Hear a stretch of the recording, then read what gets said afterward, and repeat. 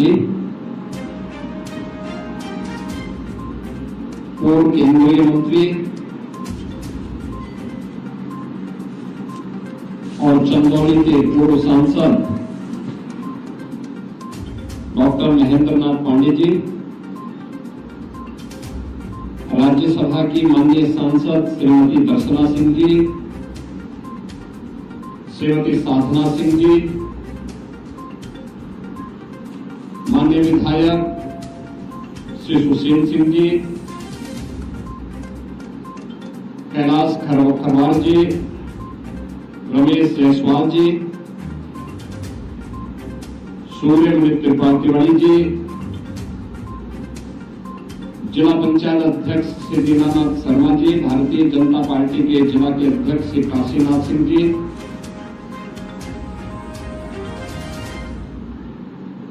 बाबा कीनाराम जी की इस अघोर पीठ से जुड़े हुए सभी भक्तगण, श्रद्धालुजन और उपस्थित बहनों और भाइयों, आज ये मेरा सौभाग्य है कि मुझे पूज्य बाबा अघोराचार्य बाबा कीनाराम जी की 425वीं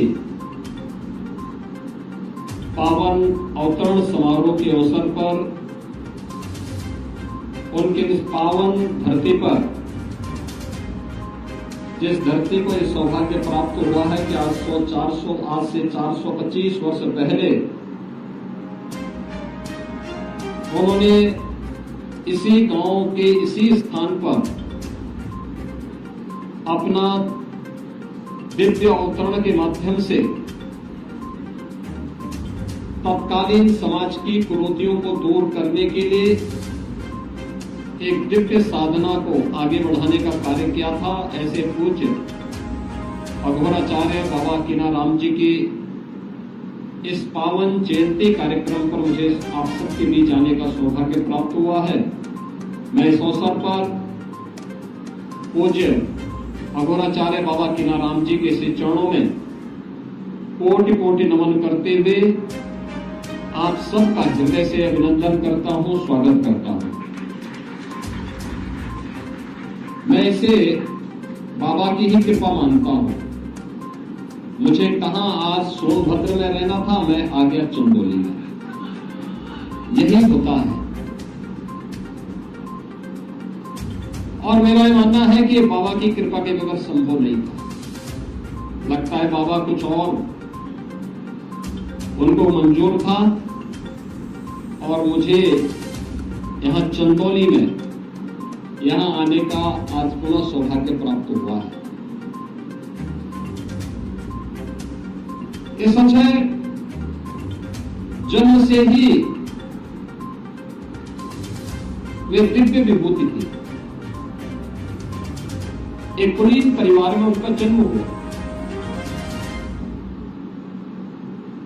उनकी पूज्य माता जी, उनके पूज्य पिताजी गांव के धार्मिक एक सभ्य परिवार बड़ी शालीनता के साथ अपना जीवन यापन करने वाले, पूरी श्रद्धा भाव के साथ अपना जीवन यापन करने वाले बाबा विश्वनाथ और मां गंगा के प्रति अगाध श्रद्धा रखने वाले ऐसे कुलीन परिवार में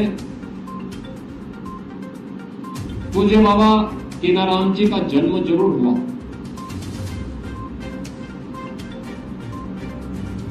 एक साधना के माध्यम से उन्होंने सिद्धि प्राप्त की और सिद्धि प्राप्त करने के बाद अक्सर होता है जब सिद्धि किसी को प्राप्त होती है या कुछ भी प्राप्त होता है तो वह उसके मद में फिर कुछ नहीं देखता, किसी को नहीं समझता। प्रभुता पाई काई मद नहीं, संत तुलसीदास जी ने भी कहा। लेकिन बाबा ने अपनी साधना का उपयोग, इस सिद्धि का उपयोग राष्ट्र के कल्याण के लिए किया, लोक कल्याण के लिए किया। उस समय की समाज की बिगड़ती हुई स्थिति को एक देखते हैं कि देश क्यों गुलाम हुआ, क्यों विदेशी आक्रांता सफल हुए? एक तरफ उन्होंने समाज को जोड़ने का काम किया, दलितों को, आदिवासियों को, वनवासियों को, गिरवासियों को बिना भेदभाव से मुक्त एक ऐसे समाज की स्थापना का अलग जगाया था जो एक अघोराचार्य को ही के द्वारा ही संभव था, एक योगी के द्वारा ही संभव था, एक संत के द्वारा ही संभव था। उच्च कुलीन परिवार में जन्म लिया, लेकिन उन्होंने कहा नहीं, छूत और स्पृश्यता के भाव को त्यागना होगा, तभी ये देश सुरक्षित हो पाएगा। और यहाँ के दलितों को, वनवासियों को, यहाँ के जनजातीय समुदाय को उन्होंने बड़ी संख्या में अपने शिष्य के रूप में स्वीकार करते हुए उनके जीवन को प्रशस्त करने के लिए अनेक कार्यक्रम चलाए। तो दूसरी तरफ मुगल आक्रांताओं को भी उन्होंने उस समय सबक सिखाने के लिए सांझा को भी डपट करके भगाने का काम किया था, जो उनके चमत्कार को देखने की प्रतीक्षा करना था। उन्होंने विदेशी आक्रांता उस समय के जो शासक थे उनको फटकार लगाई थी। यानी चीजें दिखाती है, एक संत और एक योगी सत्ता का गुलाम नहीं होता है, बल्कि वह अपने कदमों पर उन्हें चलने के लिए मजबूर करता है। और यही कार्य आज से 425 वर्ष पहले इसी रामगढ़ गांव में जन्मे पूज्य बाबा अघोराचार्य कीनाराम जी महाराज ने अपनी दिव्य साधना के माध्यम से हम सबके सामने प्रस्तुत किया। उनके चमत्कार के अनेक किस्से।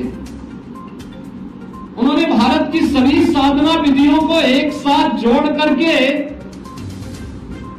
काशी में कृष्ण को भी जो पवित्रता प्रदान की, वह हम सबके सामने, हम सब इस बात को जानते हैं, हर व्यक्ति उसका गवाह है। आज भी वह विभूति और दिव्यता वहां पर और इस पूरे स्थान पर, उनकी पवित्र साधना स्थली पर भी हम सबको देखने को मिलती है। बहनों और भाइयों, ये मेरा सौभाग्य है कि जब चंदौली में मेडिकल कॉलेज का निर्माण हो रहा था और उस समय यहाँ के हमारे माननीय सांसद, माननीय विधायक, माननीय सांसद और केंद्रीय मंत्री डॉक्टर महेंद्र नाथ पांडे जी ने, माननीय विधायक श्री सुशील सिंह जी ने, यहाँ के हमारे अन्य जनप्रतिनिधियों ने उस समय मेरे सामने प्रस्ताव रखा था कि बाबा के नाम पर कुछ हो जाए। तो मैंने कहा मेडिकल कॉलेज से अच्छा और क्या हो सकता है। और ये हमारा सौभाग्य है कि हमें अपने पूज्य संत के इसी चरणों में उस मेडिकल कॉलेज जो लोक कल्याण का, आरोग्यता का उत्तम माध्यम बनेगा, उसका नामकरण पूज्य बाबा के नाम पर करने का सौभाग्य प्राप्त हुआ। हम भी इस परंपरा के लिए अपनी ओर से करने की कहा हमारी सामर्थ्य है। ये तो जो कुछ भी है ये बाबा की ही कृपा है, उन्हीं की विभूति है। और उन्हीं की कृपा से, जो मैंने आपको बताया ना कि आज मेरा कार्यक्रम कहीं और था, लेकिन मैं भटक करके आ गया चंदौली में, यहाँ पर रामगढ़ में।